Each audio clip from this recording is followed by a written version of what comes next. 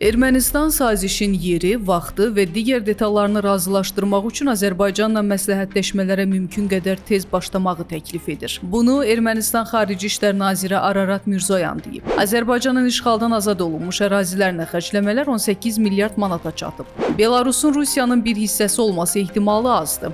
Bu barədə Belarus prezidenti Aleksandr Lukashenko deyib.